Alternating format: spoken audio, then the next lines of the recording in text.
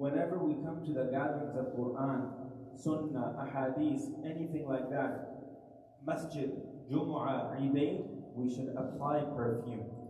We should apply perfume. Number two, ulama have mentioned to teach his ummah. If Nabi sallallahu alaihi wasallam never applied itar, how would we know that this is something good for us? So Nabi sallallahu alaihi wasallam, in order to encourage his sahaba, and by extension me and you, he applied it to show us, to demonstrate for us. So this is why these are the reasons that Nabi sallallahu alaihi wasallam would apply itar. In another chapter later on, there's a hadith which will come. ما شممت عنبرا قط ولا مسكا ولا شيئا أطيب من عرق رسول الله صلى الله عليه وسلم. This hadith is also narrated by Anas radiallahu ta'ala anhu. He said that I have not smelled ambar, misk, or anything more beloved and more fragrant than the irq of Rasulullah sallallahu alayhi wa sallam, than the sweat of the Prophet sallallahu alayhi wa sallam.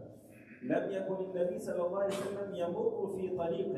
Whenever Nabi sallallahu alayhi wa sallam would pass from a path, road, فيتبعه أحد, and if anyone goes after him after some time, إلا عرف أنه سلكه من طيبه, he would recognize that Nabi sallallahu alayhi wa sallam passed from here, not because of the fragrance that he applied, because of his sweat, because of his natural fragrance. This was one of the mu'jiza of the Prophet sallallahu alayhi wa sallam. وَكَانَ رَسُولُ اللَّهِ صَلَّى اللَّهِ عَلَيْهِ وسلم يُصَافِحُ الْمُصَافِحِ. Whenever Prophet sallallahu alayhi wa sallam would do musafaha, shake hand with anyone, فَيَظِلُّ يَوْمُهُ تَجِدُ رِيحَهَا. This person would, rest of the day, he would find it, that fragrance on his hand. For the rest of the day. Okay? Now, وَكَانَ يَضَعُ يَدَهُ عَلَى رَأْسِ الصَّبِيِّ فَيُعْرَفُ مِنْ بَيْنِ الصَّبِيَانِ. Whenever he would place his hand, Mubarak, blessed hand, on anyone's head, then for the rest of the day, you would smell that fragrance of Nabi sallallahu alayhi wa sallam's hand from the child's head. This was the mu'jiza of the Prophet sallallahu alayhi wa sallam. Now, second hadith, inshallah. This hadith, I'll just recite the hadith and then we'll translate. وبه قال حدثنا محمد بن بشار قال حدثنا عبد الرحمن بن مهدي قال حدثنا عزرة بن ثابت عن ثمامة بن عبد الله قال كان أنس بن مالك رضي الله تعالى عنه لا يرد الطيب وقال أنس إن النبي صلى الله عليه وسلم كان لا يرد الطيب. This hadith is narrated by Thumama ibn Abdullah rahimahullah ta'ala. He said he observed something because he was the companion of Anas bin Malik radiallahu ta'ala, student of Anas bin Malik. He observed something. Anas radiallahu ta'ala would never refuse itar and perfume from someone. If anyone offered perfume to Anas, then khalas. He would never say no. He would never reject it. Why? Someone asked him, why? So he said, إن النبي صلى الله عليه وسلم كان لا يرد الطيب. Nabi sallallahu alayhi wa sallam would never refuse and reject طيب, يعني itar. This hadith only mentions that. There is another hadith of Prophet sallallahu alayhi wa sallam mentioned that 4 things should never be rejected. Number 1, anyone? Number 1, obviously perfume. Number 2, Da'wah, invitation, halal invitation. Right. Number 2, invitation, da'wah. Number 3, you need to be particular. Hadiya gift section. Pillow, wasad, pillow. Number 4, there's a milk. There's another hadith which talks about milk. Anyone offered Nabi sallallahu alayhi wa sallam milk, he would never reject and refuse. Wasada, pillow, never reject. Itar, never. Da'wah, never reject. Okay, so from this hadith we understand, however, we at the same time have to be considerate as well. You know, sometimes they're allergic to some udud. Okay? Oud, subhanallah, not everyone likes oud. It's intense. But some people love it. Got it? So you don't be, come here, atar, and then you're offering, and then he cannot even refuse. You have to be considerate. However, if you are so allergic that it's going to harm you, you can say no. Similar goes to milk. Some people are allergic to dairy, so they can say, explain, this is my problem. I know the hadith, I know, but ulama at the same time encourages that he should accept it and perhaps he can gift it to someone else. This is one way, inshallah, we can deal with this hadith. Now this hadith is explicit. Next hadith. وبه قال حدثنا قتيبة بن سعيد قال حدثنا ابن أبي فديك عن عبد الله بن مسلم بن جندب عن أبيه عن ابن عمر رضي الله تعالى عنه قال رسول الله صلى الله عليه وسلم ثلاث لا ترد الوسائد والدهن والطيب. Here this hadith mentions three things. Ibn Umar radiallahu ta'ala anhu mentions that Prophet sallallahu alayhi wa sallam said three things should never be rejected and refused. Number one, al-wasa'id, pillows. Now this could mean two things. You're sitting in the gathering and someone offers you pillow. This is one way. Commonly this is what happens elderly, and you bring a pillow and you're saying, no, don't do that. Accept the offer. Okay, whenever someone offers you pillow, khalas, this is the sunnah. The second meaning of this hadith is pillow as a gift. This is uncommon, but I've seen ulama gifting pillows to one another, taking this hadith literally and acting upon this hadith. I've seen it. Ulama, they give gifts as pillows. Pillows, they give gifts. So this is also one of the meanings of the hadith. Number two, waduhun, oil. Oil over here means that oil which has fragrance. Because it used to be, all the perfume used to be oils. They would be extracted from the different chips and the barks and all that oud and all that musk and everything. So oil means again itar. And number three, perfumes. So this hadith is more explicit, which talks about these three things that we should never reject. If you have to, then you can make an excuse, and the mustahab way is accept, and then you can give it gift as to someone else. Next hadith.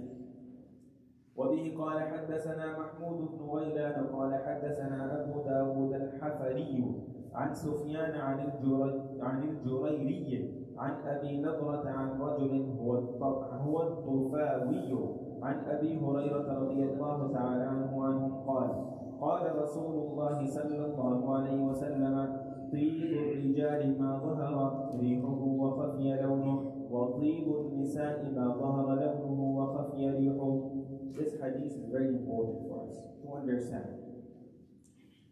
Prophet sallallahu alayhi wa sallam said, the perfume of men is such that its fragrance is apparent. And its color it doesn't stain your clothing. Okay. And the perfume of woman is such that its color is apparent, but its fragrance is not apparent. Meaning when they go out, and this hadith is especially talking about when women, folks, they go out of the house. They shouldn't apply perfume. Such perfume which is loud, which attracts attention. And we see, subhanAllah, one of the amazing things, one of the conditions for the women folk to come to the masjid is that they make sure they do not apply itar. That's one of the conditions for them. It is okay to come to the masjid is when they don't have itar. Because masjid is a place where you connect with Allah subhanahu wa ta'ala. And even if the masjid becomes a place of fitna, women's coming and there are wudur everywhere and they're attracting men folk towards them, khalas. What is the objective of masjid then? Then from this we understand, if it is not allowed in the masjid, what about outside? So those sisters who apply Chanel, Calvin Klein and all these, the brands, right? and they go out, and only time they apply it when they go out. When they never use it within home. Remember, it is okay, rather preferable for them to use it within the home. For the husband, that's okay, that's mustahab for them. But it is not okay to use such fragrances when they go out of the house, because they're attracting fitna towards themselves. As for men, it is mustahab for them to use such a fragrance which is loud. Because especially, remember, they have to go to the masjid, and they have to pray in congregation. And if you stench, if you have that bad odor, and you're standing next to someone else in the salah, and that person just wants to run away from you, that's not Islam. Okay? Yes?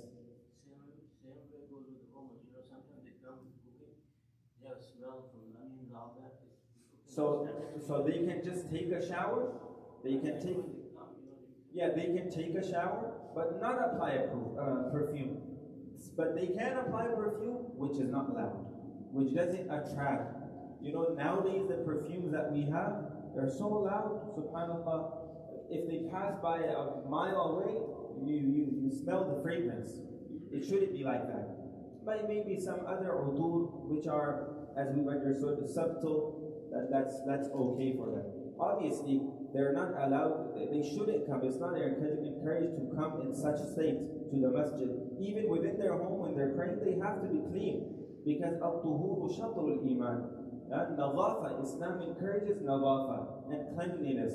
As Nabi sallallahu alayhi wa sallam said, that cleanliness is half of iman. It's part of our iman. So obviously they have to be considerate of that as well, just like men. But for men, especially when they come to the masjid, when they come and attend the durus, especially Jumu'ahs, Eidain, these are the maqamat and majalis that they're encouraged. It is mustahab for them to apply wudu, inshallah ar-Rahman. Not to go out to the bazaar and put on perfume, and there are women folks and then mixed gatherings, and it all depends on your intention. Allah knows your intention. إِنَّمَا الْأَعْمَالُ بِالنِّيَّاتِ. Our actions are dependent upon our intentions. Whatever intention we have, with whatever intention you apply itar, Allah knows it. If you have a proper intention, you're following the sunnah of Rasulullah sallallahu alaihi wasallam, you have the intention that I've heard the hadith that it attracts the angels of rahmah, the angels of mercy, and because I'm going to the masjid, and the masjid is the house of Allah, and Quran is the kalam of Allah, and the hadith is the saying of Rasulullah sallallahu alaihi wasallam, to show respect to these, I'm applying udur, then khalas. For that udur, you're getting reward. You're getting ajr. And also one of the things that we understand, that applying itar is also one of the sunnahs of Rasulullah sallallahu alaihi wasallam. Obviously, sunnah adiyya. And sunnah adiyya is that sunnah that Nabi sallallahu alaihi wasallam habitually did. Now, in order for us to become ibadah, we have to have a proper intention to make it ibadah. If we don't have a proper intention, it won't be considered ibadah. Just applying itar. So you must have a proper intention. So from this hadith, one thing also we've understood, that we should give and exchange gifts. Because look, this hadith, if you are offered utur or anything else, then khalas, you accept it. As Nabi sallallahu alaihi wasallam said, tahaddu tahabbu. You exchange gifts with one another, Allah subhanahu wa ta'ala will place mahabba. Allah Azza wa Jal will place mahabba within your heart. You will become ikhwana. You will become brothers and brothers in Islam. So these are some of the things. Now, a couple of ahadiths which are not mentioned here, I want to mention for the sisters. Now listen to these ahadiths. Those who apply udur and they go out of their houses. Now, Imam Nasa'i rahimahullah ta'ala reports this hadith on the authority of Abu Musa al-Ash'ari radiyallahu ta'ala anhu. Prophet sallallahu alayhi wa sallam says, أَيُّمَا إِمْرَأَةٍ. Any woman, إِسْتَعْتَرَتْ, she puts on perfume, فَمَرَّتْ عَلَى قَوْمٍ, and then she passes a group of people, obviously men, لِيَجِدَ رِيحَهَا, so they could smell her fragrance. Listen to this one. فَهِيَ زَانِيَةٌ. She is the one who is committing fornication. Because this is the first step to zina. Okay? She is attracting their attention. And this is how everything begins. And this hadith is narrated by Abu Musa al-Ash'ari radiyallahu ta'ala anhu, and Imam Nasai rahimahullah ta'ala has narrated this hadith. Now, second hadith, Imam Ahmad, Imam Muslim, Imam Abu Dawood, Imam Nasai, all of them, they narrate this hadith. Relate this hadith on the authority of Abu Hurairah radiyallahu ta'ala anhu. أَيُّمَا إِمْرَأَةٍ. Any woman, أَصَابَتْ بُخُورًا. She puts on or she uses bukhur. Now here, bukhur is, what do you call that? Incense, right? Incense, right? You burn it, those barks, and then you put on, like this is how the Arabs do, this is bukhur. Here, she uses bukhur. فَلَا تَشْهَدْ مَعَنَا الْعِشَاءَ الْآخِرَةِ. So she shouldn't come for Isha Salah. Anyone puts on bukhur, she shouldn't come to Salah. Here, particularly Isha Salah, because it was used to be dark, and this is how people get to know that, oh, there are ladies, subhanAllah. But nowadays, the fitna is so everywhere, the temptation is everywhere. So anytime you come to the masjid, you shouldn't put on bakhur or any other itar which attracts the attention of men. So these ahadiths are explicit, and these are the teachings that we need to teach our women folks. And those are the teachings that we need to apply in our life. Inshallah Rahman, Allah Azza wa Jal will bring mercy and barakah in our life. And with every step and every action that we will do, Allah Azza wa Jal will reward us if we have a proper intention. Inshallah, half of the chapter next week, inshallah, we're going to be doing, inshallah.